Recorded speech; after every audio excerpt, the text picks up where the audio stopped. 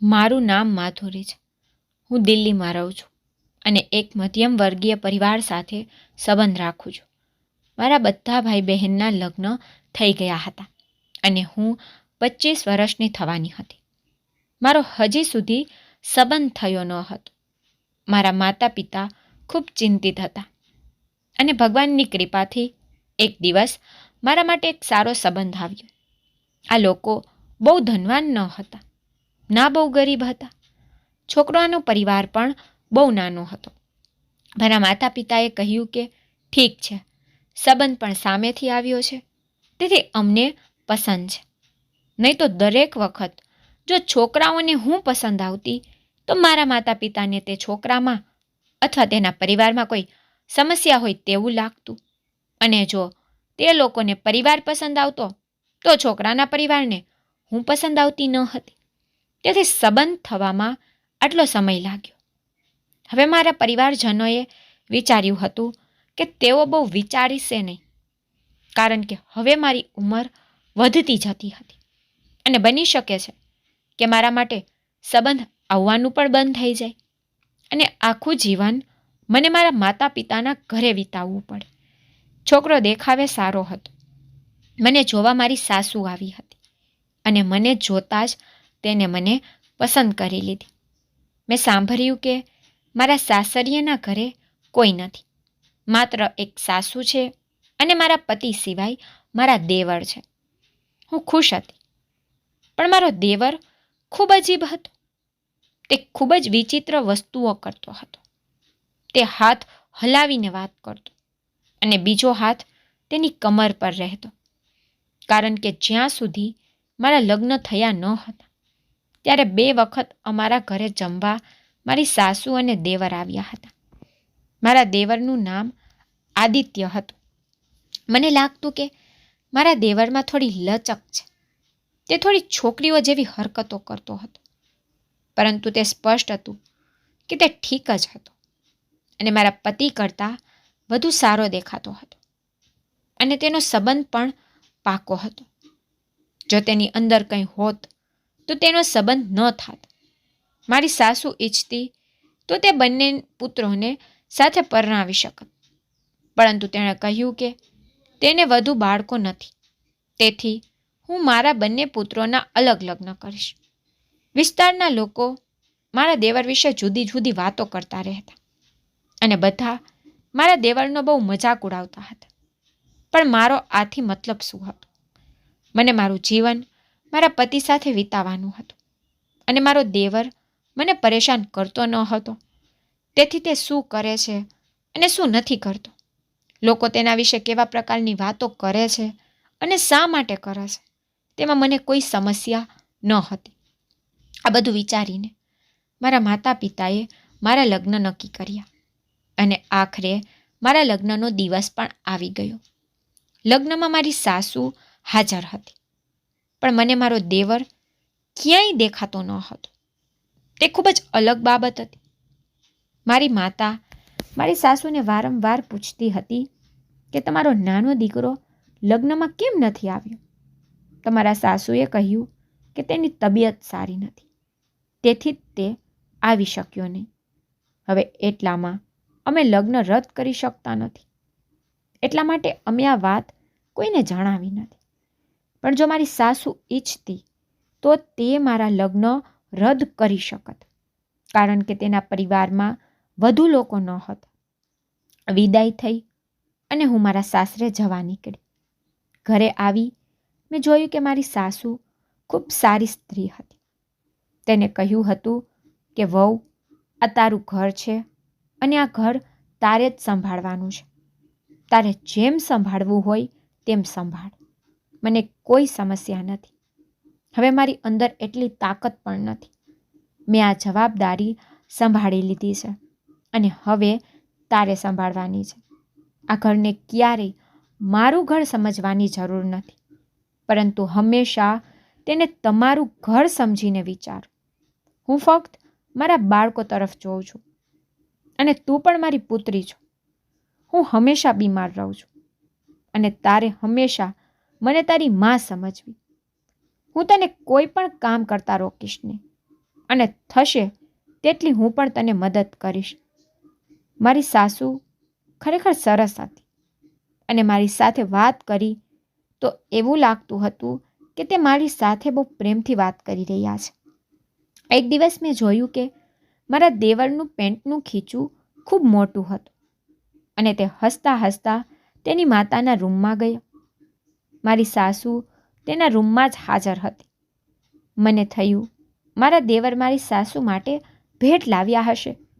આ બધું જોઈને હું ખૂબ જ ખુશ હતી કે બાળકોને પણ માતા પિતાને ભેટ આપવાનો અધિકાર છે. મારા લગ્નને 1 અઠવાડિયું થઈ ગયું હતું, પણ આજ સુધી મારા પતિએ મને કોઈ ગિફ્ટ આપી ન હતી. તેથી જ્યારે મારા પતિ ઘરે આવ્યા ત્યારે મેં તેમને કહ્યું કે તમને તમારી પત્નીને ભેટ આપવાનું મન નથી થતું? જ્યારથી આપણા લગ્ન થયા છે ત્યારથી તમે મને કોઈ ગિફ્ટ આપ્યું નથી. ના મને બહાર ફરવા લઈ ગયા છો. આદિત્યને જુઓ, આજે માજી માટે ગિફ્ટ લાવ્યા છે. મને લાગે છે કે તમે તમારી માતાને પણ કોઈ ભેટ આપતા નહીં હો. જો માને આપતા હોત તો તમે તમારી પત્નીને પણ ચોક્કસ આપ્યું હોત. મારા પતિએ કહ્યું કે તને શું જોઈએ છે? મેં કહ્યું કંઈ પણ, જે તમને પસંદ હોય. તમે મારી માટે જે પણ લાવશો તે હું રાખી લઈશ. તેણે કહ્યું કે હું તને તારી પસંદગીની ખરીદી કરાવીશ. ને આદિત્ય મા માટે જે લાવ્યો છે તે ભેટ નથી. મેં કહ્યું તમને કેવી રીતે ખબર પડી? તેણે કહ્યું હું બધું સારી રીતે જાણું છું. તે હસીને રૂમની બહાર નીકળી ગયા. મારા પતિએ મને આખી વાત કહી અને હું પણ આશ્ચર્યચકિત થઈ ગઈ, કારણ કે આ સિવાય મેં એક બીજી વસ્તુ જોઈ કે મારા દેવરનું મોઢું હંમેશા ચાલતું રહેતું. મારો દેવર કોઈ કામ કરતો ન હતો. તેની ઉંમર પણ નાની હતી અને તે રિલેશનશિપમાં પણ હતા. મારા દેવર હંમેશા મોંમાં કંઈક ચબાવતા રહેતા. મને થયું તે ચ્વિંગમ છે, પરંતુ તે કંઈક બીજું જ હતું, કારણ કે ક્યારેક તેના મોંમાંથી પાણી પણ બહાર આવતું હતું. ક્યારેક બેસીને તે અજીબ હરકતો કરતા કે જે તે ખાય છે તે ખૂબ જ કડવી અને ખૂબ જ ખરાબ વસ્તુ છે. મેં ઘણી વખત મારા પતિ સાથે મારા દેવર વિશે વાત કરવાનો પ્રયાસ કર્યો કે તેના લગ્ન થવાના છે તો તે ઘરે કેમ ફ્રી રહે છે? તમે તેને તમારી સાથે કામ કરવા કેમ લઈ જતા નથી? તો મારા પતિ કહેવા લાગ્યા, તું આની ચિંતા શા માટે કરે છે? તેને મન થાય તો તે કામ કરી શકે છે અને ગમે તેમ કરીને તેનો મોટા ભાઈનો હાથ તેના પર છે. તેથી તેને વધુ મહેનત કરવાની જરૂર નથી. જ્યારે પણ મેં મારા પતિ પાસેથી આ સાંભળ્યું ત્યારે મને આશ્ચર્ય થતું કે કોઈ તેના યુવાન ભાઈને ઘરે ફ્રી કેમ બેસવા દેશે. મારા દેવર મારી સાથે પણ બહુ વાતો કરતા ન હતા. તે હંમેશા પોતાનામાં જ રહેતા હતા. મને થતું કે જે તે ખાય છે તે ચ્વિંગમ નથી, તે કંઈક બીજું જ છે. ઘણી વખત મોડી રાતે મને મારી સાસુના રૂમમાંથી ચીસોનો અવાજ આવતો હતો. તે મારા દેવરને ઠપકો આપતી હતી. મને ખબર ન હતી કે મારો દેવર કેવા પ્રકારની ભૂલ કરતો હતો. તે તો ઘણો સારો હતો, કારણ કે તે કોઈ સાથે વાત પણ કરતો ન હતો અને માત્ર પોતાનું કામ કરતો હતો. મારા લગ્નને ઘણા દિવસો વીતી ગયા હતા અને મને સમજાતું ન હતું કે મારી સાસુ મારા દેવરને આટલો ઠપકો કેમ આપે છે. રાત્રે જ્યારે મારી સાસુ મારા દેવરને ઠપકો આપતી અને ઘરમાં અવાજ થતો ત્યારે મારા પતિ ચૂપ રહેતા અને રૂમનો દરવાજો બંધ કરી દેતા. હું કહેતી કે તમે જુઓ અને જોવો કે માજી આદિત્યને આટલો ઠપકો કેમ આપે છે. તો મારા પતિ કહેતા કે તેણે ભૂલ કરી હશે, તેથી માં ગુસ્સે થતી હશે અને માનો હક છે કે તેના બાળકોને તેમની ભૂલો માટે ઠપકો આપે છે. તો પછી હું તેને આ મામલે શું પૂછું? તું સૂઈ જા. આટલું કહી મારા પતિ વાત પૂરી કરી દેતા હતા. મારા પતિ મારી સાથે ખૂબ જ સરસ હતા અને ખૂબ જ પ્રેમથી બોલતા હતા. એક દિવસ મેં મારી સાસુને પૂછ્યું કે તમે આદિત્યને રાત્રે શા માટે ઠપકો આપો છો? મને રાતે અવાજ આવે છે તમારા ઠપકાનો, પણ મને કંઈ સમજ પડતી નથી કે તમે તેને શા માટે ઠપકો આપો છો. શું લગ્ન પહેલાં મારા પતિને તમે આ રીતે ઠપકો આપતા હતા? તો મારી સાસુ બોલી, ના ના, તારા પતિ બહુ હોશિયાર છે, પણ જ્યારે તે નાનો હતો અને તે મને ખૂબ પરેશાન કરતો ત્યારે હું તેને ઠપકો આપતી હતી. મારો મોટો દીકરો બહુ સારો અને બહુ સમજદાર છે. મારી સાસુએ કહ્યું કે મેં મારા મોટા પુત્રને ખૂબ સારી રીતે ઉછેર્યો. મેં કહ્યું, પણ તમે તમારા નાના દીકરાની પણ પરવરિશ કરી છે. તો મારી સાસુએ કહ્યું, હા, બસ એટલું જ છે કે મારો નાનો દીકરો મને બહુ હેરાન કરે છે, તેથી હું તેને ઠપકો આપું છું. મારે શું કરવું? હું તેની માં છું અને તેને ઠપકો આપવાની આદત મને પહેલાંથી જ છે. અને તે પણ સાચું છે કે દરેક માતા તેના બાળકોને ઠપકો આપે છે. પણ એક તો આ ઘરમાં ખૂબ વિચિત્ર હરકત થઈ રહી હતી. એક તો મારા દેવર આખો સમય ખીચામાંથી કંઈક વસ્તુ કાઢી ખાતા રહેતા અને ક્યારેક તે બહુ વધારે હસતા હતા અને ક્યારેક વધુ ગુસ્સે થઈ જતા. એકવાર મેં જોયું હતું કે મારા પતિ પણ મારા દેવરને કોઈ બાબતે ઠપકો આપતા હતા અને જ્યારે પણ હું તેમને શું થઈ રહ્યું છે તે પૂછવા તેમની પાસે જ હતી ત્યારે તે વાત ટાળી દેતા અને મને કંઈ કહેતા નહીં. એક દિવસ મેં મારી સાસુને પૂછ્યું કે આદિત્ય મોંમાં શું ચાવે છે? તમારી સાસુએ હસીને કહ્યું કે ધીરે ધીરે તને પણ બધું સમજાઈ જશે. હું સમજી ગઈ કે મારો દેવર મોંમાં શું ચાવી રહ્યો છે. એ મારી સાસુને પૂછ્યું કે શું તે તમાકુ તો ખાતો નથી ને? આ સાંભળીને મારી સાસુ હસવા લાગી અને તેણે કહ્યું, શું તું પાગલ છો? શું તે આખો દિવસ તમાકુ ચાવતો રહેતો તો તે અત્યાર સુધીમાં ભગવાનને પ્રિય બની ગયો હોત? આવું કંઈ નથી. મેં વિચાર્યું કે મારો દેવર આવું વર્તન કરશો હશે, તેથી જ રાતે મારી સાસુ તેને ઠપકો આપતી હશે, કારણ કે તે આખો દિવસ ઘરે રહે છે અને તેના કારણે મારા હૃદયમાં શક વધતો રહે છે. મારી સાસુ ઈચ્છતી હશે કે તે કામ પર જાય અને કોઈ કામ કરે, અને તમાકુવાળી વાત પર મારી સાસુએ કહ્યું કે તે તમાકુ ચબાવતો નથી. મેં કહ્યું, તો પછી તમે આદિત્યને રોજ રાત્રે શા માટે ઠપકો આપો છો? તેને કહ્યું, ના, મને આદત થઈ ગઈ છે ઠપકો આપવાની. તે મારો નાનો અને વહાલો દીકરો છે, તેથી હું તેને ઘણું સમજાવું છું કે કયું કામ કેવી રીતે કરવું જોઈએ. મારી સાસુએ કહ્યું કે વહુ, તું તારા પતિ પર ધ્યાન આપ અને હંમેશા મારા મોટા દીકરાનું ધ્યાન રાખ. તું અમારા મા દીકરા વચ્ચેની લડાઈને કારણે મારા મોટા પુત્ર સાથે ઝઘડો ન કરતી. એક દિવસ મેં વિચાર્યું કે આજે હું બધાના કપડાં ધોઈશ. આજે મારો કપડાં ધોવાનો દિવસ હતો.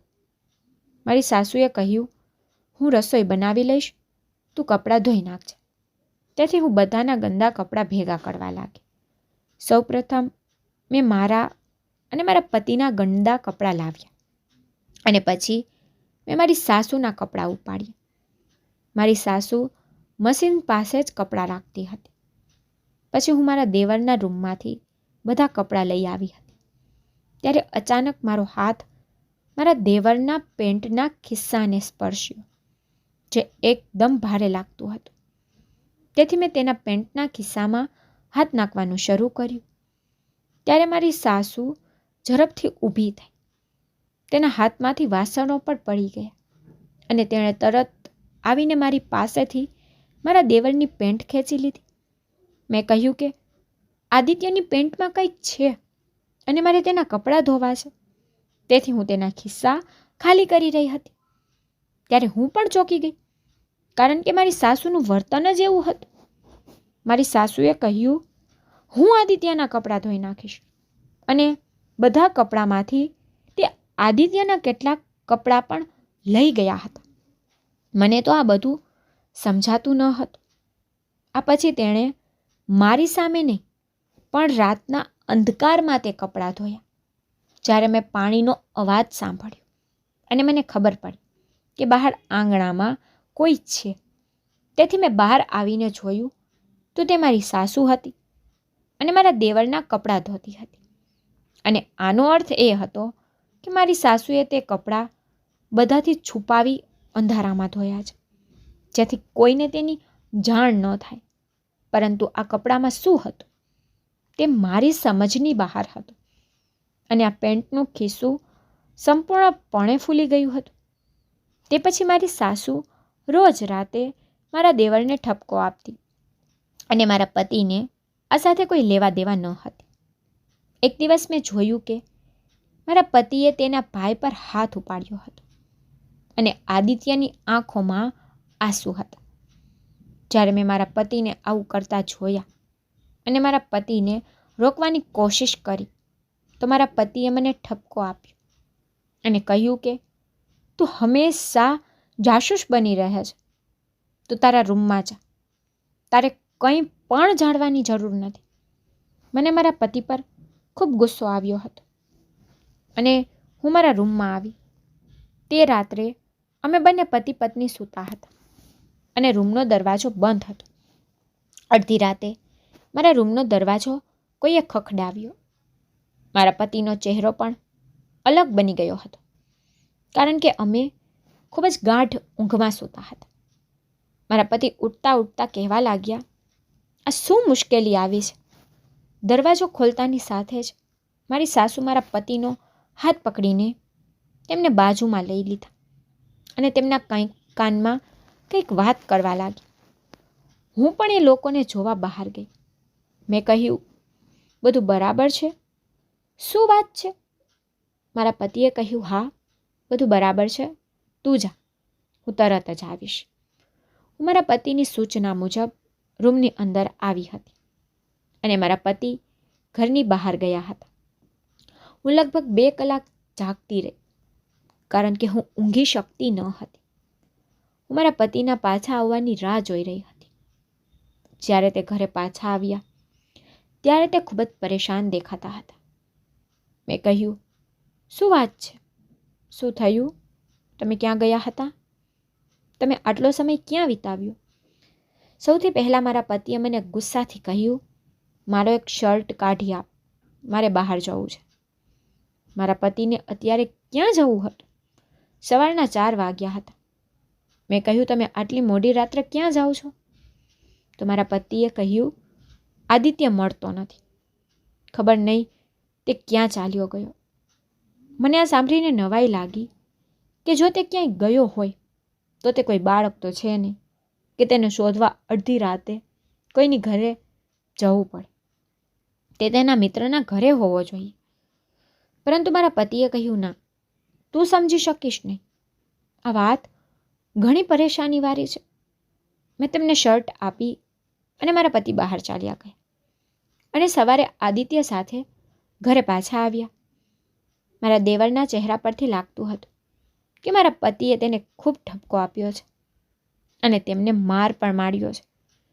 તે તેના રૂમમાં ચાલ્યા ગયા હતા અને જ્યારે મારા પતિ રૂમમાં આવ્યા ત્યારે મેં તેમને પૂછ્યું કે શું વાત છે, શું થયું? તો તે કહેવા લાગ્યા, મને ખૂબ જ માથાનો દુખાવો થાય છે. મારાથી કોઈ પ્રશ્નો જવાબ ન કર, મને થોડી વાર સૂવા દે, મારે પણ સવારે કામે જવાનું છે. મારા પતિ સૂઈ ગયા હતા અને પછી સવારે લગભગ 9 વાગ્યે ઉઠી ગયા હતા. મેં તેમને નાસ્તો બનાવી આપ્યો અને જ્યારે તે નાસ્તો કરી રહ્યા હતા ત્યારે મેં તેમને પૂછ્યું કે શું વાત છે? તો મારા પતિએ કહ્યું, એ બધું છોડી દે, સમજી લે આપણા પર કોઈ મુશ્કેલી આવવાની હતી જે હવે દૂર થઈ ગઈ છે. તારે ચિંતા કરવાની જરૂર નથી. સવારે મારી સાસુ વિસ્તારની સ્ત્રી સાથે ઝઘડો કરતી હતી, જે તેના ઘરનો કચરો સાફ કરીને અમારા ઘરની સાઈડ પર ફેંકી દેતી હતી. તેની સાથે મારી સાસુની ખૂબ લડાઈ થતી હતી અને તે મહિલાએ ખૂબ અજીબો ગરીબ વાતો કહેવાનું શરૂ કર્યું. તેને કહ્યું, તું ચીસો પાડીને કોને બોલાવે છે? ઘરમાં છે કોણ? ઘરમાં તો બધા નામર્દ રહે છે. આ સાંભળીને મને ખૂબ જ આશ્ચર્ય થયું. પછી મેં વિચાર્યું કે તે ગુસ્સે થઈને આવી વાતો કરે છે અને આ મહિલા લડાઈ વખતે આટલી મોટી વાત કહેતી હતી. તે ખરાબ સ્વભાવની સ્ત્રી હતી. ઘણા દિવસથી હું જોઈ રહી હતી કે મારા સમાનમાંથી થોડી વસ્તુઓ ગાયબ હતી, અને તે પણ માત્ર તેવી વસ્તુઓ જેનો ઉપયોગ ફક્ત સ્ત્રી જ કરી શકે છે. અને તે ઘરમાં માત્ર મારી સાસુ જ રહેતી હતી. પછી મેં વિચાર્યું કે આટલી ઉંમરમાં મારી સાસુ આવી વસ્તુઓનો ઉપયોગ કેમ કરશે. મારી સાડી પણ ગાયબ હતી. મેં મારી સાસુને આ વિશે કંઈ ન કહ્યું. મને થયું કે તે મને બેદરકાર સમજશે. મને ચિંતા હતી કે મારા રૂમમાં મારો સામાન કેમ ગાયબ થઈ રહ્યો છે. મારી તો કંઈ નણંદ પણ ન હતી. પછી મારા મનમાં એક વિચાર આવ્યો કે મારી સાસુ મારી વસ્તુઓ ચોરીને કોઈને વહેંચી દેતી તો નથી ને. પણ એક વસ્તુ બીજી પણ હતી જે મને ફરી પરેશાન કરતી હતી કે મારી ગાયબ થયેલ વસ્તુઓ મને મળી પણ જતી, પણ એ વસ્તુઓ યુઝ કરેલી હતી. મને આ ઘરમાં કંઈ સમજાતું ન હતું. બીજા દિવસે મને ખબર પડી કે હું મા બનવાની છું. હું ખૂબ ખુશ થઈ ગઈ. મારી સાસુ પણ ખૂબ જ ખુશ હતી, અને મારા પતિ પણ. તે બંનેનું ધ્યાન મારી પ્રેગ્નન્સી પર હતું. તેને તો મારા દેવર વિશે વિચારવાનું જ બંધ કરી દીધું હતું.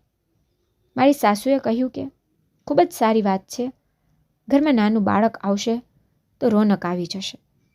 તેથી મેં કહ્યું કે દીકરી આવે તો. મને થયું મારી સાસુને દીકરીઓ પસંદ નથી, પણ મારી સાસુએ કહ્યું કે જો દીકરી આવશે તો હું વધારે ખુશ થઈશ. પુત્ર આવે કે પુત્રી આવે, મને તેનાથી કોઈ ફરક પડતો નથી. બસ બીજી ચીજ ન આવી જોઈએ, કારણ કે પછી જો આવું કંઈ થાય તો તેની જિંદગી બરબાદ થઈ જાય છે, અને તેના માતા પિતાની પણ. મને ખૂબ જ આશ્ચર્ય થયું હતું કે આવી વાત કરવાનો મોકો ન હતો. મારી સાસુએ એમ પણ કહી શક્યા હોત કે ભગવાન તને બુદ્ધિશાળી બાળકો આપે, પણ તેને મને આ કેવો આશીર્વાદ આપ્યો કે ભગવાન તને દીકરો આપે કે દીકરી, બસ તેનો મતલબ હતો કે કિન્નર ન આપે. મારી સાસુ આ કેવા પ્રકારની વાતો કરતી હતી? આ પ્રકારની વાતો કોઈ કરતું નથી. આ બધું મારી સમજની બહાર હતું. પછી તે બહાર ચાલી ગઈ. ખરેખર તે ખૂબ જ ખુશ દેખાઈ રહી હતી, અને તેને અડધી ખૂબ જ સારી વાત કરી હતી કે દીકરી હોય કે દીકરો, તેનાથી તેને કોઈ ફરક પડતો નથી. મેં આ મારા પતિને કહ્યું. મારા પતિએ કહ્યું કે જ્યારે વ્યક્તિ વૃદ્ધ થાય છે ત્યારે તેને ખબર નથી હોતી કે તે શું વાત કરે છે. તું જાણે છે કે માં પણ ખૂબ વૃદ્ધ થઈ ગઈ છે. બસ તારી સંભાળ રાખ અને ખુશ રહે. અને મને પણ કોઈ પડવા નથી કે દીકરી હોય કે દીકરો, બસ તે સ્વસ્થ અને ભાગ્યશાળી હોય. મારી સાસુની બહેન અમારા ઘરે આવીને અમને લગ્ન માટે આમંત્રણ આપ્યું હતું. મારા સાસુએ મને કહ્યું કે તેની બહેન ખૂબ જ અમીર પરિવારમાંથી છે. તેને મને કહ્યું, તું બહુ સરસ તૈયાર થજે અને બધાથી સાડી પહેરશે. તેને કહ્યું કે મારી બહેનનું મારાથી જરા પણ ભળતું નથી. તે તો મારા બાળકોની ખુશી માટે અહીં આમંત્રણ આપવા આવી હતી. તેને હંમેશા મારાથી ફરિયાદ રહે છે, હંમેશા મારા કામમાં કમી કાઢે છે. તેથી તારે ખૂબ જ સારી રીતે તૈયાર થઈ જવું પડશે. પણ મને ખબર ન હતી કે મારે કઈ સાડી પહેરવી જોઈએ. હું બે સાડીમાં કન્ફ્યુઝ થઈ ગઈ હતી કે મારે કઈ સાડી પહેરવી જવું જોઈએ. ત્યારે મારા દરવાજે કોઈ આવ્યું. મને લાગ્યું કે તે મારા પતિ છે. મેં કહ્યું, આ બેમાંથી મને કહો કે મારે કઈ સાડી પહેરવી જોઈએ. આટલું કહીને હું પાછળ વળી, પણ મેં જોયું તો એ મારા પતિ નહીં, પણ મારા દેવર હતા. મેં કહ્યું, માફ કરજો આદિત્ય, મને લાગ્યું કે તે તમારો ભાઈ છે. આદિત્યએ કહ્યું, વાંધો નહીં, પણ શું થયું ભાભી? કપડાં પસંદ નથી થતા? આ બંને સાડી સુંદર છે, પરંતુ આ લાલ વધુ સુંદર છે, અને તમારા પર બહુ સરસ લાગશે. પણ આના પર તમે લાલ રંગની બંગડીઓ પહેરજો, પરંતુ તમે તેની સાથે લાલ લિપસ્ટિક ન લગાવતા. લિપસ્ટિક આછા ગુલાબી રંગની લગાવજો, તે વધુ સરસ લાગશે. અને તેની સાથે મેળ ખાતી ગોલ્ડન ઇયરિંગ્સ પહેરશો તો તમે વધુ સુંદર દેખાશો. મને એટલી નવાઈ લાગી કે મારા દેવરે 5 મિનિટની અંદર બધું સરસ સમજાવી દીધું અને તે વસ્તુઓથી મારો ચહેરો ખૂબ જ સુંદર દેખાઈ રહ્યો હતો. મેં કહ્યું, તમે આ બધી બાબતો વિશે આટલું કેમ જાણો છો? તમારા તો લગ્ન પણ થયા નથી. તો તે કહેવા લાગ્યો, ભાભી, મારામાં બહુ સમજ છે. એટલા સમયમાં મારી સાસુ ત્યાં આવી ગઈ. પછી તે કહેવા લાગી, તે તો આમ જ આઈડિયો લગાવી દે છે. તે જે કહે તેના પર ધ્યાન ન આપ. મારી સાસુએ મારા દેવરને આંખ દેખાડી, જાણે તે કહેતી હોય, તારું અહીં શું કામ છે? મારા દેવરે કહ્યું, માં, શું થયું જો હું ભાભીને કોઈ સલાહ આપું તો? મારી સાસુ તો શર્મિંદા થઈ ગઈ અને મારા દેવરનો હાથ પકડી બહાર ચાલી ગઈ. હું વિચારવા લાગી, આટલી ખૂબી તો છોકરીઓમાં પણ હોતી નથી, જેટલી કપડાં સિલેક્ટ કરવા અને તેની સાથે કેવો મેકઅપ કરવો, આ બધી ખૂબી મારા દેવરમાં હતી. મારી સાસુ અને મારો દેવર લગ્નમાં ગયા ન હતા. અમે બંને પતિ પત્ની ગયા હતા અને હું ખરેખર ખૂબ જ સુંદર દેખાતી હતી. બધાએ મારા ખૂબ વખાણ કર્યા હતા. બધા કહેતા હતા કે તમે બહુ સરસ કપડાં પહેર્યા છે અને મેકઅપ પણ સારો લાગે છે. મેં મારા પતિને ખુશ થઈને આ વિશે કહ્યું તો મારા પતિએ કહ્યું કે આદિત્યની વાત ન સાંભળ, તે આમ જ આવી વાતો કર્યા કરે છે. બીજી એક વાત મેં નોંધી કે મારા પતિ ક્યારે તેના ભાઈ સાથે પ્રેમથી વાત કરતા ન હતા. તે હંમેશા તેની સામે ગુસ્સાથી જોતા અને ગુસ્સામાં બોલતા. મેં બંનેને સાથે વાત કરતા જોયા ન હતા. મારા પતિ તેમના ભાઈ સાથે એ જ રીતે જોતા, જાણે તે ગુસ્સામાં છે, જાણે તે તેને ગુસ્સામાં કંઈક સમજાવવાનો પ્રયત્ન કરે છે જે તે સમજી શકતો નથી. અને મારી સાસુ, જે હંમેશા તેના પુત્રને ઠપકો આપતી હતી, મને લાગ્યું કે જાણે તે ઘરનો ભાગ જ નથી. એક દિવસ જ્યારે મારા પતિને તેના નાના ભાઈનું કામ પડ્યું, ત્યારે મારા પતિએ તેની સાથે ગુસ્સામાં વાત કરીને કામ પૂરું કરાવી લીધું અને મોટે ભાગે મારી સાસુ જ તેનું કામ કરતી હતી. તે મને તેનું કોઈ કામ કરવા દેતી ન હતી. મને તો કોઈ ગડબડ દેખાતી હતી. ચોક્કસ આ બધા લોકો મારાથી કંઈક છુપાવવાનો પ્રયત્ન કરતા હતા અને મારા દેવર સાથે અત્યાચાર કરતા હતા. મેં મનમાં વિચાર્યું કે એવું તો નથી ને કે મારો દેવર મારી સાસુનો પુત્ર ન હોય, મારા પતિ જ તેના પુત્ર હોય, તો જ તે તેના મોટા પુત્રને વધુ પ્રેમ કરે છે અને નાના પુત્રને ઠપકો આપે છે.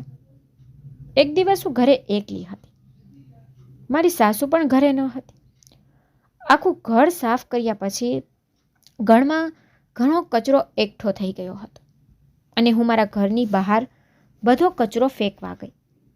અમારી શેરીમાં બધા ઘરો આગળ એક ડસ્ટબિન મૂકેલું હતું. લોકો પોતાના ઘરનો કચરો તેની અંદર નાખતા હતા અને કચરો ઉપાડનાર દરેકનો કચરો ત્યાંથી ઉપાડી જતો હતો. જ્યારે હું કચરો ફેંકવા ગઈ તો મને આશ્ચર્ય થયું, કારણ કે તેની અંદર મારા દેવરની 2-3 જીન્સ પડેલી હતી અને મેં તેને આ જીન્સ પહેરતા પણ જોયા હતા. જ્યારે મેં તેને કપડાં ઉપાડ્યા તો તે ખૂબ જ ભારે લાગતા હતા. હું તે ઉપાડીને મારા રૂમમાં લઈ ગઈ, કારણ કે આજે હું તેની અંદર શું છે તે જોવા માંગતી હતી. મેં સાવધાની સાથે રૂમનો દરવાજો અંદરથી બંધ કરી દીધો, કારણ કે મારા પતિના ઘરે આવવાનો સમય થઈ ગયો હતો અને મારી સાસુ પડોશમાં ગઈ હતી. મેં ઝડપથી તે જીન્સ ચેક કરી અને તે વસ્તુઓ જોઈને આશ્ચર્યચકિત થઈ ગઈ, કારણ કે તેની અંદર એક વસ્તુ નહીં પણ ઘણી વસ્તુઓ હાજર હતી. અને એક વસ્તુ જોઈ હું આશ્ચર્યચકિત હતી કે તેની અંદર આમલી હતી. મતલબ મારા દેવર આમલી ખાતા હતા, પણ આમલી તો છોકરીઓ દિલથી ખાય છે. અને બીજી વસ્તુ મારી લિપસ્ટિક હતી જે મને ઘણા સમયથી મળતી ન હતી અને હું તેને ઘણા સમયથી શોધતી હતી. મને ખૂબ જ નવાઈ લાગી કે મારા દેવરના પેન્ટના ખિસ્સામાં મારી વસ્તુ શું કરતી હતી, અને તેવી વસ્તુઓ જે છોકરીઓ શિંગાર માટે વાપરે છે. પછી મેં મારા મન પર ભાર મૂક્યો કે મારો દેવર લચક કમરવાળો હતો. આ બધાને ખબર હતી. આ સિવાય મારા દેવર આમલી પણ ખાતા હતા અને તેઓ છોકરીઓની વસ્તુઓ વિશે ઘણું જાણતા હતા. આ બધી વસ્તુઓ તો બીજી જ વાત તરફ ઇશારો કરતી હતી. પણ આ કેવી રીતે હોઈ શકે? એટલે સાંજે જ મેં મારી સાસુને આ વાત કહી અને પછી મેં તેને મારા દેવરનું જીન્સનું પેન્ટ અને બીજી બધી સામગ્રી બતાવી. પછી મારા સાસુએ કહ્યું, આજે હું તને બધું કહી દઉં, કારણ કે આજે તો અમારા પરિવારનો એક ભાગ છે. કોઈ પણ રીતે વહેલા કે પછી તારે આ બધું જાણવાનું હતું અને સારું છે કે તને જલ્દી ખબર પડી ગઈ. મારી સાસુ કહેવા લાગી, ખબર નહીં તું શું વિચારતી હઈશ. મેં કહ્યું કે મને ખૂબ જ હેરાનગી થાય છે. તમે લોકો મારાથી વસ્તુઓ કેમ છુપાવો છો? આ ઘરમાં જે કંઈ થઈ રહ્યું છે તે મને પણ જાણવું જોઈએ. તમે તો પહેલા જ દિવસે કહ્યું હતું કે આ મારું પણ ઘર છે. મારી સાસુએ મારા માથા પર હાથ મૂક્યો અને કહ્યું, દીકરા, હું તને તે વાત કહું છું, પણ તું પરેશાન ન થા. અને પછી તેમની પાસેથી આવી વાત સાંભળીને મને ખૂબ જ આશ્ચર્ય થયું. તેણે કહ્યું કે તારો દેવર પુરુષ નથી, ના મર્દ છે. અને આ સાંભળીને હું ચોંકી ગઈ. મેં કહ્યું, તમે તો તેનો સંબંધ પણ કર્યો છે? તમારી સાસુએ કહ્યું કે મેં તેને ડરાવવા માટે જ તેનો સંબંધ કર્યો હતો, જેથી તેને એ વાતનો ખ્યાલ આવે કે તે એક પુરુષ છે, અને તમામ સંબંધીઓમાં વાત ફેલાવી હતી કે જેથી લોકોને પણ ખબર પડે કે તે ના મર્દ નથી. જ્યારે મેં મારા નાના પુત્રને જન્મ આપ્યો અને જ્યારે મને ખબર પડી કે મારો આદિત્ય ના મર્દ છે, તેમાં હૃદયને ઘણું દુઃખ થયું.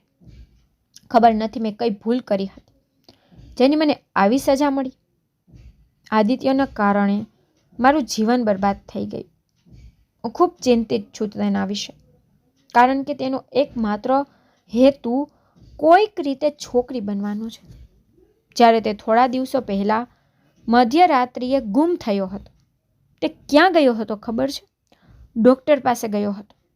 ડૉક્ટર પાસે તેનું ઓપરેશન કરાવવા માંગતો હતો, પણ અમે છેલ્લી ઘડીએ તેને રોકી દીધો અને ઘરે પાછા લઈ આવ્યો. જો આવું થયું હોત તો અમે લોકોને શું મોં દેખાડત. આમ પણ લોકો મારા પુત્રની હરકતોથી તેની મજાક ઉડાવતા હતા અને તેની મજાક ઉડાવવાના કારણે મેં તેના સંબંધ વિશે સમાચાર ફેલાવ્યા, જેથી બધાનું ધ્યાન નામર્દવાળી વાતથી હટી જાય. મારો પુત્ર જાણી જોઈ આ બધું કરે છે. તે ધૂમ્રપાન કરતો નથી, તે આમલી ખાય છે, કારણ કે તેને ક્યાંકથી સાંભળ્યું છે કે આમલી ખાવાથી મહિલાઓની યુવાની વધે છે. તે તારી વસ્તુઓનો ઉપયોગ પણ કરે છે. મેં મારું બધું તારું મારીને રાખ્યું છે, પણ જો મેં તને આ કહ્યું તો તું શું વિચારત કે હું આવી વાતો કેમ કરું છું? તેથી મેં તને ન કહ્યું. હું મારા પુત્રને રોજ રાતે ઠપકો આપું છું અને તેને સમજાવું છું કે તે આવી વસ્તુઓ કરવાનું બંધ કરી દે અને તેના હૃદય અને મગજમાંથી ઓપરેશનનો ઈરાદો સંપૂર્ણપણે કાઢી નાખે. મારી સાથે તારો પતિ પણ તેને ઘણું સમજાવે છે, અને જ્યારે આદિત્ય જીદ કરવા લાગે છે ત્યારે મારો મોટો દીકરો ગુસ્સે થઈને તેના ભાઈને મારે છે. મેં મારી સાસુના હાથ પર હાથ મૂક્યો અને કહ્યું કે તમારામાં ઘણી હિંમત છે કે તમે આવી વ્યક્તિની માં છો, કે તમે તેની પરવરિશ કરી. મારી સાસુએ કહ્યું હતું કે દીકરી, ઓલાદ તે ઓલાદ હોય છે. આ જ કારણ છે કે હું તેને કામ પર પણ નથી મોકલતી, કારણ કે જો તે ક્યાંક કામ કરવા માટે ઘરની બહાર જાય તો લોકો તેને ક્યાંય નહીં છોડે. મેં કહ્યું કે તો આપણે આદિત્યને ક્યાં સુધી આમ બંધ રાખીશું? અમારે તેની સારવાર કરાવી પડશે. તો મારી સાસુએ કહેવાનું શરૂ કર્યું કે તું મારા પુત્રનું ઓપરેશન કરાવીને તેને છોકરી બનાવવા માંગે છે. મેં કહ્યું ના, આપણે તેના મગજની સારવાર કરાવવી પડશે. મારી સાસુએ કહ્યું કે મનોચિકિત્સકની સારવારમાં ઘણા પૈસા ખર્ચ થશે. મેં કહ્યું અમે પૈસા જમા કરીશું, પણ આદિત્યની સારવાર કરાવીને તેનો ઈલાજ કરાવવાનો પ્રયાસ કરશે અને મને આશા છે કે તે સંપૂર્ણ રીતે સાજો થઈ જશે, કારણ કે આ રીતે તો કોઈ ઉકેલ નહીં મળે. મેં મારી સાસુને કહ્યું કે જો તમે મને પહેલાં આ કહ્યું હોત તો હું તમને પહેલાં મદદ કરી શકી હોત. તો તેણે મને કહ્યું કે દીકરી, હું તારી પાસેથી એ જ અપેક્ષા રાખતી હતી કે તું પણ બીજાની જેમ મારા પુત્રની મજાક ન ઉડાવે. મેં મારી સાસુને કહ્યું ના માજી, એવું નથી. જો દરેક વ્યક્તિ આવું કરવા લાગશે તો આવા માણસો તો આત્મહત્યા કરી લેશે. મારા પતિને પણ ખબર પડી કે મને આદિત્ય વિશે બધી ખબર પડી ગઈ છે. હું ભણેલી હતી, તેથી મેં બાળકોને ટ્યુશન ભણાવવાનું શરૂ કર્યું. મારી પાસે ઘણા બાળકો ભણવા આવવા લાગ્યા. મારા પતિની કમાણીથી ઘરનો ખર્ચ ચાલતો હતો. મારી પાસે એટલા છોકરા આવવા લાગ્યા કે મેં કોચિંગ સેન્ટર ખોલ્યું અને લગભગ 7 મહિનામાં 3 લાખ રૂપિયા ભેગા કર્યા અને મારા દેવરની સારવાર શરૂ કરી.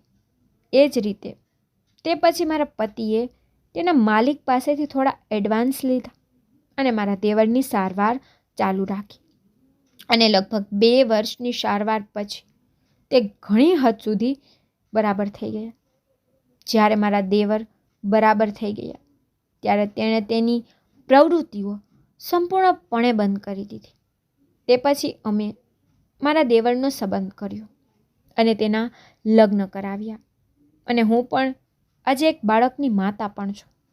હવે અમારા પરિવારમાં બધું બરાબર છે અને દરેક જણ ખૂબ જ ખુશીથી સાથે રહીએ છીએ.